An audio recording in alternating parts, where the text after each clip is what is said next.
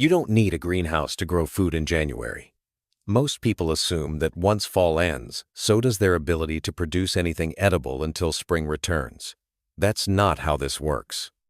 The truth is, year-round food production isn't about controlling temperature with expensive structures.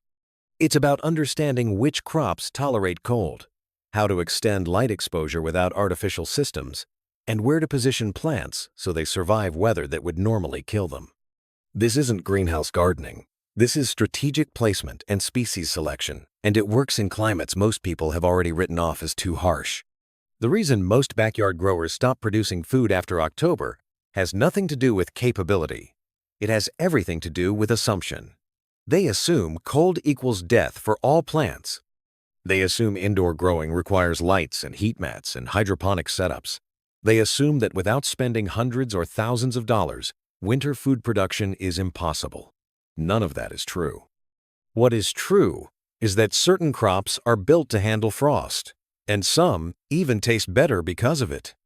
What is also true is that most homes already contain microclimates warm enough to grow food without any additional heating. The problem isn't the season. The problem is that people are looking for complicated solutions when simple observation would tell them exactly where and what to grow. Let me be clear about something based on what I've seen work in real backyards, not in theory. The people who succeed at year-round food production are not the ones with the most money or the best equipment. They're the ones who understand that winter gardening is about cold tolerance, not heat creation. They grow kale, spinach, mache, claytonia, and winter lettuce varieties because those plants don't just survive frost, they expect it. Some of them won't even germinate properly unless they experience cold. Trying to grow tomatoes indoors under a cheap grow light is a waste of time and money. Growing mizuna in a cold frame you built from old windows costs nothing and produces greens all winter.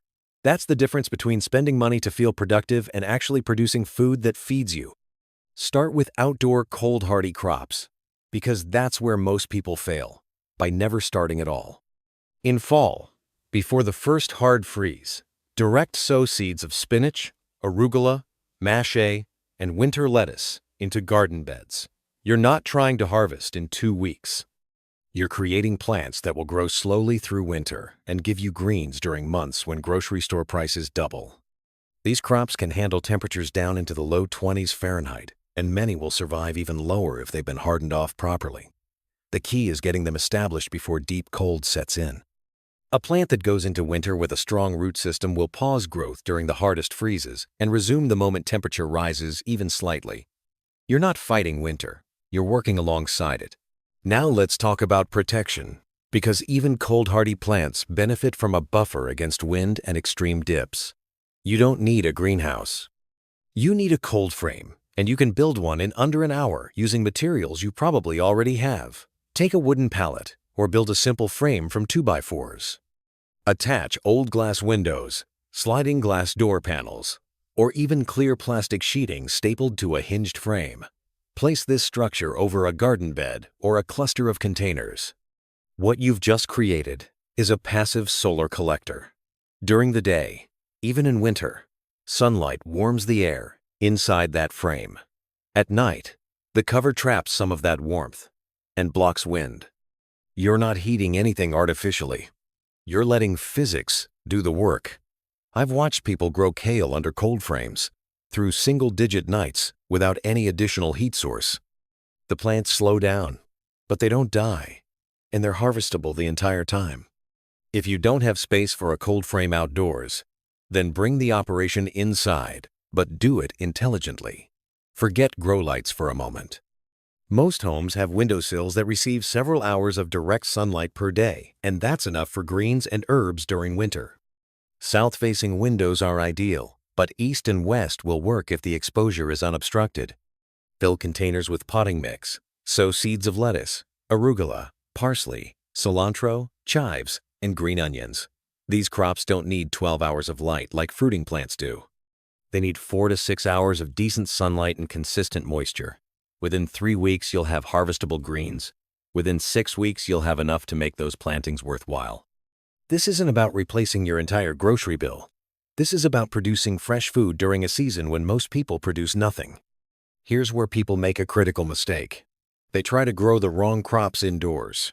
They plant basil and peppers and cherry tomatoes because that's what they grew successfully outdoors in summer. Then, they watch those plants stretch toward the window, produce weak stems, drop leaves, and eventually die because there isn't enough light. Don't grow what you want. Grow what will actually perform in the conditions you can provide without spending money on equipment. Leafy greens, herbs, and root vegetables grown for greens like beet tops and radish greens are what work. If you want tomatoes in winter, buy them. If you want fresh lettuce in February that didn't cost $4 for a tiny box, grow it yourself on a windowsill. Let's address containers and soil, because this is another place where people waste money. You don't need fancy self-watering pots. You need anything that holds soil and drains. 5-gallon buckets with holes drilled in the bottom work. Old plastic storage bins work. Wooden crates lined with landscape fabric work. For soil, buy 1 large bag of quality potting mix, not garden soil, because potting mix drains properly and won't compact in containers. That 1 bag will fill multiple containers. And if you're growing greens, you'll harvest and replant multiple times from the same soil by adding a bit of compost between cycles. Stop buying new pots and new soil every season. Reuse what you have. The same containers that grew tomatoes in July can grow spinach in December. The same soil that supported basil can support lettuce if you add a handful of compost to refresh it. This approach saves money and reduces waste while keeping your production cycle moving without interruption. Now let's talk about succession planting, which is the only reason this system produces food year-round instead of giving you one harvest and then nothing. Every 2 weeks, plant another round of seeds. Not a whole bed, not 20 containers, just a few. Stagger your plantings so that as you harvest one batch of lettuce, another batch is 2 weeks behind it, and another is 2 weeks behind that. This creates a continuous cycle. You're never waiting 8 weeks for food because something is always at or near harvest stage. Most people plant everything at once, harvest it all, and then wonder why they have nothing to eat for the next 2 months. Succession planting solves that, and it costs nothing except the discipline to actually do it on schedule. Mark planting dates on a calendar if that helps you stay consistent. One more thing about indoor growing that I think gets ignored too often. Heat kills plants faster than cold in an indoor winter setup. If you place containers on a windowsill directly above a heating vent, you're blasting dry, hot air at plants that need consistent moisture. They'll dry out in hours, and you'll end up watering twice a day just to keep them alive. Move them 6 inches away from the heat source. Put a tray of water near the plants to add humidity. Simple adjustments like this determine whether your plants thrive or limp along. Watch how your plants respond to their location and make small changes based on what you observe rather than what you assume should work. For people with garages, basements, or unheated sunrooms, you have a major advantage. These spaces stay cooler than the main house, but warmer than outside. That's the perfect range for cold-hardy crops. You can grow spinach, kale, and Asian greens in containers placed in these areas with no supplemental heat at all. They'll grow slower than they would in summer, but they'll grow, and that's the entire point. Slow, winter growth is still growth. It's still food. It's still reducing the amount of money you're spending at the store every week. These transition spaces in your home are underutilized resources that most people never consider for food production. Let's also talk about timing and expectations. If you start this in December, you're late for fall-sown outdoor crops, but you're not too late for indoor windowsill growing. Start there. Get greens going inside while you prepare for the next opportunity. In late winter, around February depending on your zone, you can start another round of cold-hardy crops outdoors under cold frames. By the time spring arrives, you'll have plants already established and producing, while everyone else is just starting to think about gardening. That head start matters.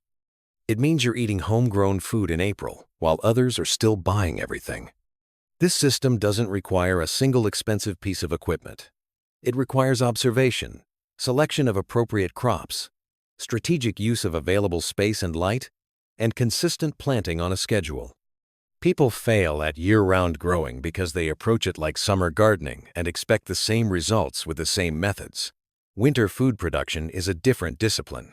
It's slower. It's quieter. It rewards patience and realistic expectations. But it absolutely works. And once you see greens growing in January that you planted in October, or lettuce thriving on a windowsill in February, the psychology around food production changes. You stop seeing winter as a dead zone.